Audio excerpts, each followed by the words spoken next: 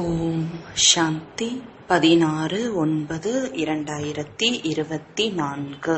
இனிமையான குழந்தைகளே, இது அதிசயமான சத்சங்கம் ஆகும். இங்கு உங்களுக்கு உயிருடன் இருந்தே இறப்பதை பற்றி கற்பிக்கப்படுகிறது. உயிருடன் இருந்தே இறப்பவர்கள்தான் அன்னப்பறவை ஆகிறார்கள்.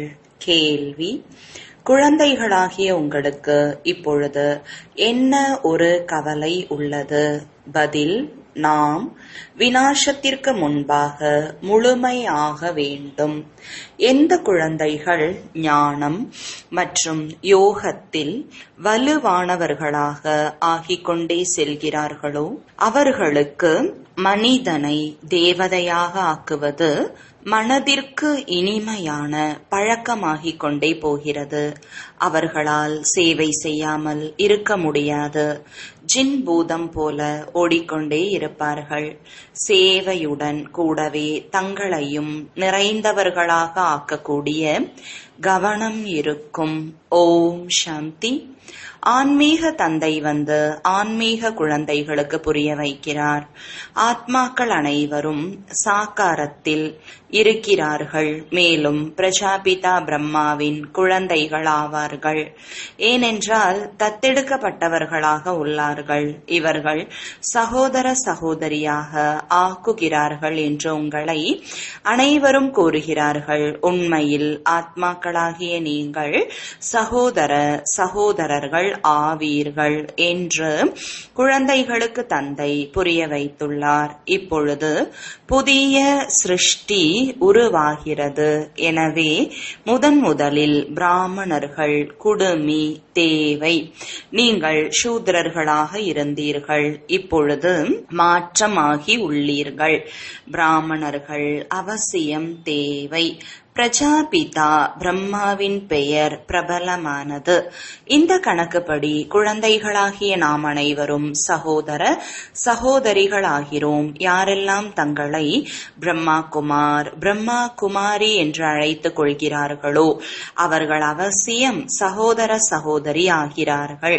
அனைவரும் பிரஜாபிதா பிரம்மாவின் குழந்தைகள் ஆவார்கள். எனவே சகோதர சகோதரியாக தான் இருக்க வேண்டும். இதை அறியாதவர்களுக்கு புரிய வைக்க வேண்டும். அறியாதவர்களும் உள்ளார்கள். பின்னர் குருட்டு நம்பிக்கையுடையவர்களும் உள்ளார்கள். யாருக்கு பூஜை செய்கிறார்களோ இவர் இன்னார் என்று நம்பிக்கை கொள்கிறார்களோ பிறகு அவரை பற்றி எதுவுமே தெரியாமல் இருக்கிறார்கள்.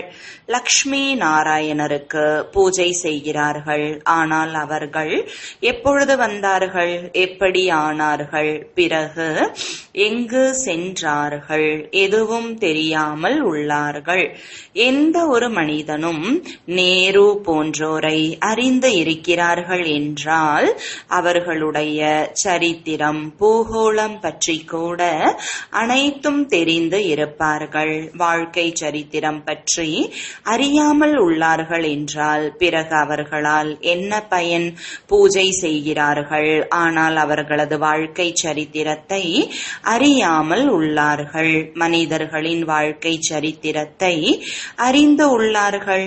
ஆனால் யாரெல்லாம் முன்னோர்கள் வாழ்ந்து சென்றுள்ளார்களோ அவர்கள் ஒருவருடைய வாழ்க்கை சரித்திரத்தை பற்றி கூட அறியாமல் உள்ளார்கள். சிவனுக்கு எத்தனை ஏராளமான பூஜாரிகள் உள்ளார்கள், பூஜை செய்கிறார்கள்.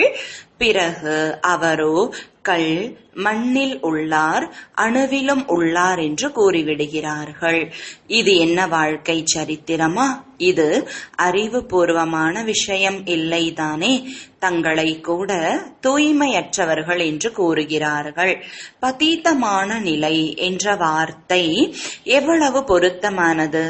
தூய்மையற்ற நிலை என்றால் விகாரி. நாங்கள் பிரம்மா குமார் குமாரி என்று ஏன் அழைக்கப்படுகிறோம் என்பதை நீங்கள் புரிய வைக்கலாம். ஏனென்றால் பிரம்மாவின் குழந்தைகள், தத்தெடுக்கப்பட்டவர்கள். நாம் வயிற்றின் வழி பிறந்தவர் அல்ல, வாய் வழி வம்சத்தை சார்ந்தவர்கள். பிராமணிகள் சகோதர சகோதரிகள் ஆகிறார்கள். எனவே அவர்களிடம் உங்களிடையே குற்றப்பார்வை இருக்க முடியாது. மோசமான சிந்தனைகளில் முக்கியமானது காமத்தினுடையது. நாங்கள் பிரஜாபிதா பிரம்மாவின் குழந்தைகள், சகோதர சகோதரி ஆகிறோம் என்று நீங்கள் கூறுகிறீர்கள். நாம் அனைவருமே சிவபாபாவின் குழந்தைகள், சகோதர சகோதரர்கள் ஆவோம் என்று நீங்கள் புரிந்துள்ளீர்கள். இது மிக உறுதியாக உள்ளது. உலகத்திற்கு எதுவும் தெரியாது, வெறுமனே அவ்வாறு கூறிவிடுகிறார்கள். அனைத்து ஆத்மாக்களின் தந்தை அவர் ஒருவர் ஆவார் என்று நீங்கள் புரிய வைக்கலாம். அவரை அனைவரும் அழைக்கிறார்கள். நீங்கள் படமும் காண்பித்து உள்ளீர்கள். பெரிய பெரிய தர்மத்தினர் கூட இந்த நிராகார தந்தையை ஏற்றுக்கொள்கிறார்கள். அவர் நிராகார ஆத்மாக்களின் தந்தை ஆவார். மேலும் பிறகு சாக்காரத்தில் அனைவரின் தந்தை பிரஜாபிதா பிரம்மா ஆவார். அவர் மூலமாக பிறகு விருத்தி அடைந்து கொண்டே போகிறார்கள். மரம் வளர்ந்து கொண்டே போகிறது. பல்வேறு தர்மங்களில் வந்து கொண்டே செல்கிறார்கள். ஆத்மா இந்த ஷரீரத்திலிருந்து தனிப்பட்டது. ஷரீரத்தை பார்த்து இவர் அமெரிக்கர், இவர் இன்னார் என்கிறார்கள். ஆத்மாவிற்கோ அவ்வாறு கூறுவது இல்லை. ஆத்மாக்கள் அனைவரும் சாந்தி தாமத்தில் இருக்கிறார்கள். அங்கிருந்து நடிப்பை நடிக்க வருகிறார்கள். நீங்கள் எந்த தர்மத்தினருக்கும் கூறுங்கள், அனைவரும் மறுபிறவியை எடுக்கிறார்கள். மேலும் மேலிருந்தும் புது ஆத்மாக்கள் வந்து கொண்டே இருக்கிறார்கள். எனவே தந்தை புரிய வைக்கிறார், நீங்களும் மனிதர்கள் ஆவீர்கள். மனிதர்களுக்கு தான் இந்த சிருஷ்டி சக்கரம் எப்படி சுழல்கிறது, இதன் படைப்பு கர்த்தா யார், இந்த சிருஷ்டி சக்கரம் சுழல்வதற்கு எவ்வளவு நேரம் பிடிக்கிறது என்ற இந்த படைப்பின் முதல் இடை கடைசியை பற்றி தெரிந்து இருக்க வேண்டும். இதை நீங்கள்தான் அறிந்து உள்ளீர்கள். தேவதைகள் அறிவது இல்லை, மனிதர்கள்தான் அறிந்து பிறகு தேவதை ஆகிறார்கள். மனிதனை தந்தை தான் தேவதையாக ஆக்குகிறார். தந்தை தன்னுடைய மற்றும் படைப்பின் அறிமுகத்தை அளிக்கிறார். நாம் விதை ரூப தந்தையின் விதை ரூப குழந்தைகள் ஆவோம் என்பதை நீங்கள் அறிந்துள்ளீர்கள். எப்படி தந்தை இந்த தலைகீழான விருட்சத்தை பற்றி அறிந்துள்ளார், அதே போல நாமும் அறிந்துள்ளோம். மனிதர்களுக்கு ஒரு பொழுதும் இதை புரிய வைக்க முடியாது. ஆனால் தந்தை உங்களுக்கு புரிய வைத்துள்ளார். நீங்கள் பிரம்மாவின் குழந்தைகளாக ஆகாதவரை இங்கு வர முடியாது. முழுமையான பாடத்தை பெற்று புரியாதவரை நீங்கள் பிராமணர்களின் சபையில் எவ்வாறு அமர இயலும்? இதற்கு இந்திர சபை என்றும் கூறுகிறார்கள். இந்திரன் ஒன்றும் அந்த தண்ணீரின் மழையை பொழிவது இல்லை. இந்திர சபை என்று கூறப்படுகிறது. நீங்கள் ஃபரிஷ்தாக்கள் ஆக வேண்டும். அநேக விதமான தேவலோக பெண்களை பற்றி பாடப்பட்டு உள்ளது. ஒரு சில குழந்தைகள் நல்ல அழகானவர்களாக இருக்கும் பொழுது இவர்கள் தேவதை போல இருக்கிறார்கள் என்று கூறுகிறார்கள் அல்லவா? பவுடர் ஆகியவை போட்டு அழகானவர்களாக ஆகிவிடுகிறார்கள். சத்தியுகத்தில் நீங்கள் பரிகளாக தேவதைகளாக ஆகிறீர்கள். இப்பொழுது நீங்கள் ஞானக்கடலில் ஞான குளியல் போடுவதால் ஃபரிஷ்தாக்கள் ஆகிவிடுகிறீர்கள். எப்படி இருந்த நாம் எப்படி ஆகிக் கொண்டிருக்கிறோம் என்பதை நீங்கள் அறிந்துள்ளீர்கள். யார் என்றுமே தூய்மையான தந்தையோ எப்பொழுதும் மிக அழகானவராக இருக்கிறாரோ அந்த பிரயாணி உங்களை அதுபோல ஆக்குவதற்காக கருப்பான உடலில் பிரவேசம் செய்கிறார். இப்பொழுது வெண்மையானவராக யார் ஆக்க முடியும்? பாபா தானே ஆக்க முடியும். சிருஷ்டி சக்கரத்தை சுற்ற வேண்டியுள்ளது. இப்பொழுது நீங்கள் வெண்மையாக ஆக வேண்டியுள்ளது. படிப்பிக்கக்கூடிய ஞானக்கடல் ஒரே ஒரு தந்தை ஆவார். ஞானத்தின் கடல், அன்பின் அன்பின் கடலாவார். அந்த தந்தைக்கு பாடப்படும் புகழ் லௌகீக தந்தைக்கு இருக்க முடியுமா என்ன? எல்லை இல்லாத தந்தைக்கு தான் புகழ் உள்ளது. எங்களை இது போல புகழ் உடையவராக ஆக்குங்கள் என்று அவரைதான் அனைவரும் அழைக்கிறார்கள். இப்பொழுது நீங்கள் வரிசைப்படியான முயற்சிக்கு ஏற்ப ஆகிக் கொண்டு இருக்கிறீர்கள் அல்லவா? படிப்பில் அனைவரும் ஒரே ரசனை உடையவர்களாக இருப்பது இல்லை. இரவு பகலுக்கான வித்தியாசம் இருக்கிறது. உங்களிடம் கூட அநேகர் வருவார்கள். பிராமணராக அவசியம் ஆக வேண்டும். பிறகு ஒரு சிலர் நல்ல முறையில் படிப்பார்கள், ஒரு சிலர் குறைவாக. யார் படிப்பில் அனைவரையும் விட நன்றாக இருப்பார்களோ அவர்களால் மற்றவர்களுக்கும் கற்பிக்க முடியும். இத்தனை கல்லூரிகள் உருவாகிக் கொண்டே இருக்கிறது என்பதை நீங்கள் புரிந்து கொள்ள முடியும். இந்த கல்லூரியில் படைப்பவர் மற்றும் படைப்பின் முதல் இடை கடைசியை பற்றிய ஞானம் கிடைக்கிறது என்று யார் வேண்டுமானாலும் புரிந்து கொள்ளும் வகையில் அப்பேற்பட்ட கல்லூரியை அமையுங்கள் என்று பாபா கூறுகிறார். தந்தை பாரதத்தில்தான் வருகிறார். எனவே பாரதத்தில்தான் கல்லூரிகள் திறந்து கொண்டே இருக்கின்றன. இனி போக போக வெளிநாட்டில் கூட திறந்து கொண்டே போகும்.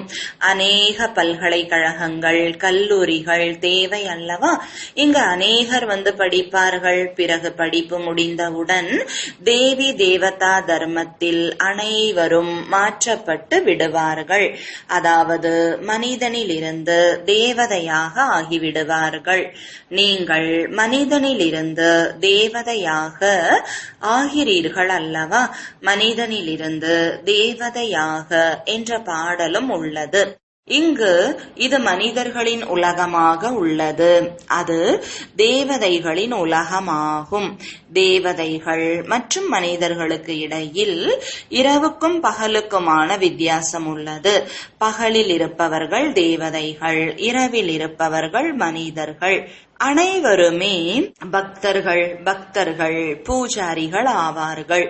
இப்பொழுது நீங்கள் பூஜாரியில் இருந்து பூஜிக்கத்தக்கவராக ஆகிறீர்கள். சத்யுகத்தில் சாஸ்திரங்கள் பக்தி ஆகியவற்றின் பெயர் இருப்பது இல்லை. அங்கு அனைவரும் தேவதைகளாக இருப்பார்கள். மனிதர்களாக இருப்பவர்கள் பக்தர்கள். மனிதர்கள்தான் பிறகு தேவதையாக ஆகிறார்கள். அது தெய்வீக உலகம், இது அசுர உலகம். ராமராஜ்யம் மற்றும் ராவண ராஜ்யம். ராவண ராஜ்யம் என்று எதற்கு கூறப்படுகிறது என்பது இதற்கு முன்பு உங்களது புத்தியில் இருந்ததா? ராவணன் எப்பொழுது வந்தார்? எதுவும் தெரியாமல் இருந்தது. இலங்கை சமுதிரத்தில் மூழ்கிவிட்டது என்று கூறுகிறார்கள். இதே போல துவாரகைக்கும் கூறுகிறார்கள். இந்த முழு இலங்கை மூழ்க போகிறது.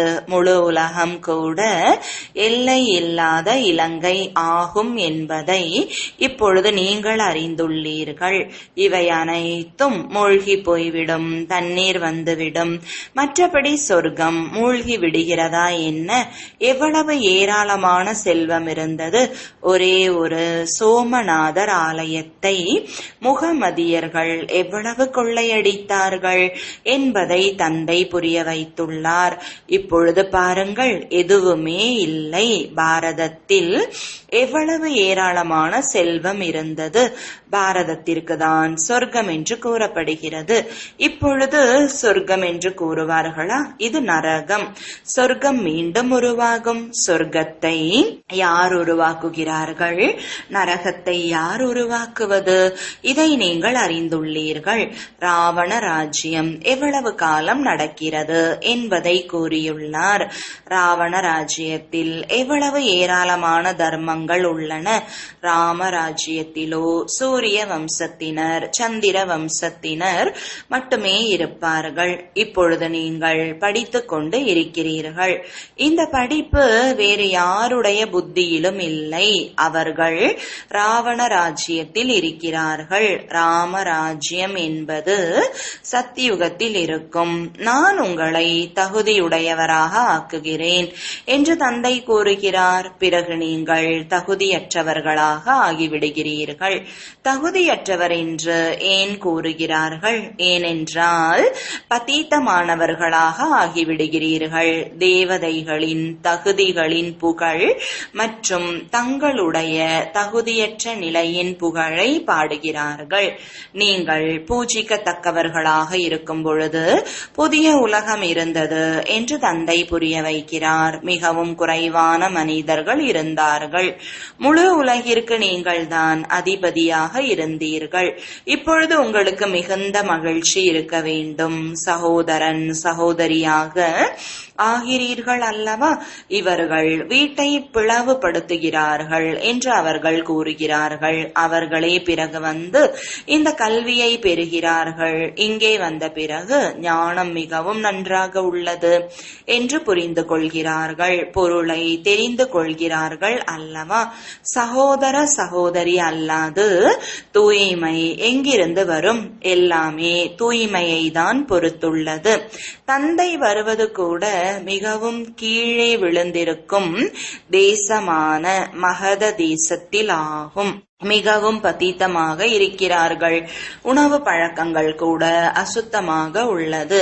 நான் அநேக பிறவிகளின் கடைசி ஷரீரத்தில் தான் பிரவேசம் செய்கிறேன் என்று தந்தை கூறுகிறார். இவரே 84 பிறவிகள் எடுக்கிறார். கடைசியில் வந்தவரே முதலில் வருவார். பிறகு முதலில் வந்தவரே கடைசியில் வருவார். ஒருவரை தான் உதாரணமாக கூறுவார்கள் அல்லவா? உங்களுடைய பரம்பரை அமைய வேண்டி உள்ளது. எந்த அளவு நல்ல முறையில் புரிந்து கொண்டே செல்வார்களோ பிறகு உங்களிடம் அநேகர் வருவார்கள். இப்பொழுது இது மிகச்சிறிய செடி. புயல்கள் அதிகமாக ஏற்படுகின்றன. சத்தியுகத்தில் புயல்களின் விஷயம் இல்லை. மேலிருந்து புது புது ஆத்மாக்கள் வந்து கொண்டே இருக்கிறார்கள். இங்கு புயல்கள் ஏற்பட்ட உடனேயே விழுந்து விடுகிறார்கள். அங்கோ மாயையின் புயல்கள் இருப்பதே இல்லை.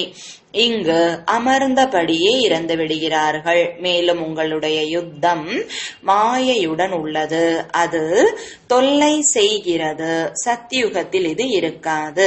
மற்ற எந்த தர்மத்திலும் இது போன்ற விஷயங்கள் ஆவது இல்லை. ராவண ராஜ்யம் மற்றும் ராமராஜ்யம் பற்றி வேறு யாரும் புரிந்து கொள்வதே இல்லை. சத்சங்கங்களுக்கு செல்கிறார்கள் என்றாலும் கூட அங்கு இறப்பது வாழ்வது பற்றிய விஷயம் இருப்பது இல்லை. எங்கோ குழந்தைகள் தத்தெடுக்கப்படுகிறார்கள். நாங்கள் சிவபாபாவின் குழந்தைகள் ஆவோம். அவரிடமிருந்து ஆஸ்தி பெறுகிறோம் என்கிறார்கள். ஆஸ்தி எடுக்க எடுக்க பிறகு விழுந்து விடுகிறார்கள் என்றால் ஆஸ்தியும் முடிந்து போய்விடும். அன்னத்திலிருந்து கொக்காக மாறிவிடுகிறார்கள். பிறகும் தந்தை கருணை உள்ளமுடையவர். ஆதலால் புரிய வைத்துக் கொண்டே இருக்கிறார். ஒரு சிலர் மீண்டும் ஏறி விடுகிறார்கள். யார் நிலையாக இருக்கிறார்களோ அவர்களுக்கு மகாவீர் அனுமான் என்பார்கள். நீங்கள் மகாவீர் மகாவீராங்கனை வரிசைப்படியாக இருக்கிறார்கள். அனைவரையும் விட பயில்வானுக்கு மகாவீர் என்று கூறப்படுகிறது. ஆதி தேவனுக்கும் கூட மகாவீர் என்று கூறப்படுகிறது. அவர் மூலமாக தான் இந்த மகாவீரர்கள் பிறக்கிறார்கள். பின்னர் உலகத்தின் மீது ஆட்சி புரிகிறார்கள். வரிசைப்படியாக முயற்சிக்கு ஏற்ப ராவணன் மீது வெற்றி அடைவதற்காக முயற்சி செய்து கொண்டே இருக்கிறார்கள். ராவணன் 5 விகாரம். இது புரிந்து கொள்ள வேண்டிய விஷயம்.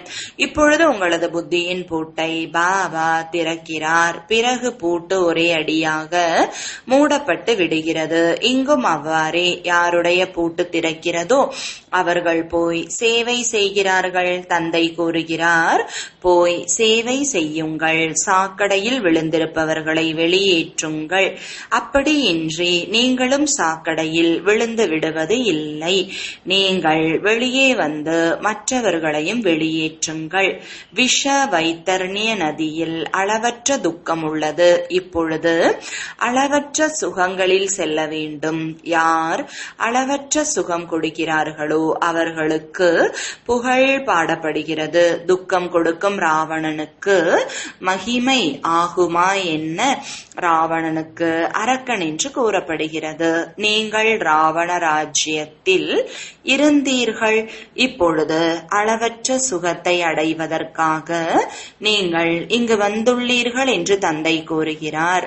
உங்களுக்கு எவ்வளவு அளவற்ற சுகம் கிடைக்கிறது, எவ்வளவு மகிழ்ச்சி இருக்க வேண்டும். மேலும் எச்சரிக்கையுடனும் இருக்க வேண்டும். வரிசைப்படியான பதவி. ஒவ்வொரு நடிகருடைய பதவியும் தனியானது. அனைவருக்குள்ளும் இறைவன் இருக்க முடியாது.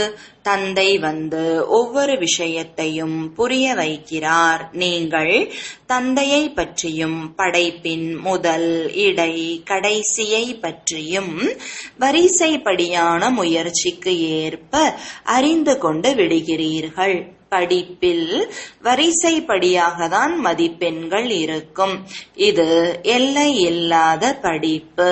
இதில் குழந்தைகள் மிகவும் கவனம் கொள்ள வேண்டும். ஒரு நாளும் படிப்பை தவறவிடக்கூடாது. நாம் மாணவர்கள் ஆவோம். இறை தந்தை படிப்பிக்கிறார். அந்த போதை குழந்தைகளுக்கு ஏறி இருக்க வேண்டும். பகவான் கூறுகிறார், அவருடைய பெயரை மாற்றி கிருஷ்ணருடைய பெயரை போட்டு விட்டுள்ளார்கள். அவ்வளவுதான். தவறாக கிருஷ்ண பகவானுடைய மகா வாக்கியம் என்று நினைத்து கொண்டு விட்டுள்ளார்கள். ஏனென்றால் கிருஷ்ணர் இறைவனுக்கு அடுத்தவர் ஆவார். தந்தை உருவாக்கும் சொர்க்கத்தில் முதல் நம்பர் இவர் ஆவார் அல்லவா? இந்த ஞானம் இப்பொழுது உங்களுக்கு கிடைத்துள்ளது. வரிசைப்படியான முயற்சிக்கு ஏற்ப தங்களுக்கும் நன்மை செய்கிறார்கள் மற்றும் மற்றவர்களுக்கும் நன்மை செய்து கொண்டே இருக்கிறார்கள். அவர்களுக்கு சேவை இல்லாமல் ஒரு பொழுதும் சுகம் ஏற்படாது. குழந்தைகளாகிய நீங்கள் நினைவு மற்றும் ஞானத்தில் வலிமை உடையவர்களாக ஆகினீர்கள் என்றால் ஜின் பூதத்தை போல காரியம் செய்வீர்கள். மனிதனை தேவதையாக ஆக்கக்கூடிய பழக்கம் ஏற்பட்டு விடும். இறப்பதற்கு முன்னதாகவே தேர்ச்சி அடைய வேண்டும். சேவை அதிகமாக செய்ய வேண்டும். பின்னாலோ சண்டை மூண்டுவிடும். இயற்கை சீற்றங்கள் கூட வரும். நல்லது. இனிமையிலும் இனிமையான காணாமல் போய் வெகு காலம் கழித்து கண்டெடுக்கப்பட்ட குழந்தைகளுக்கு தாயும் தந்தையுமான பாப்தாதாவின் அன்பு நினைவுகள் மற்றும் காலை வணக்கங்கள். ஆன்மீக குழந்தைகளுக்கு ஆன்மீக தந்தையின் வணக்கங்கள். ஆன்மீக தந்தைக்கு ஆன்மீக குழந்தைகளின் அன்பு நினைவுகளும் வணக்கங்களும். தாரணைக்கான முக்கிய சாரம். முதலாவது, கடைசியிலிருந்து முதல் செல்வதற்காக மகாவீராகி முயற்சி செய்ய வேண்டும். மாயையின் புயல்களில் ஆடிப்போய்விடக்கூடாது. தந்தைக்கு சமமாக கருணை உள்ளமுடையவராக ஆகி மனிதர்களின் புத்தியின் பூட்டை திறப்பதற்கான சேவை செய்ய வேண்டும். ஞானக்கடலில் தினமும் ஞான ஸ்நானம் செய்து இளவரசி ஆக வேண்டும். ஒரு நாள் கூட படிப்பை தவறவிடக்கூடாது. பகவானுக்கு நாம் மாணவர்களாக இருக்கிறோம் என்ற இந்த போதையில் இருக்க வேண்டும். வரதானம். கம்பீரம் எனும் குணத்தின் மூலமாக முழு மதிப்பெண்களை பெறும் கம்பீரத்தின் தேவி தேவதை ஆகுக. விளக்கம். நிகழ்காலத்தில் கம்பீரம் எனும் குணம் மிக மிக அவசியமானது. ஏனென்றால் பேசும் பழக்கம் அதிகமாகிவிட்டது. வாயில் வந்தது எல்லாம் பேசுகின்றீர்கள். யாரேனும் ஒரு நல்லது செய்து அதை சொல்லிவிட்டால் பாதி முடிந்து விடுகிறது. மீதிதான் பகுதிதான் சேமிப்பாகிறது. கம்பீரமானவருக்கு முழுமையும் சேமிப்பாகும்.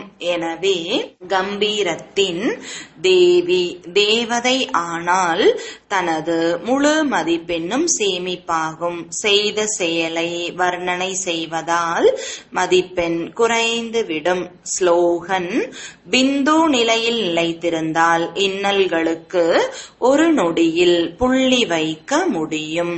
ஓம் சாந்தி.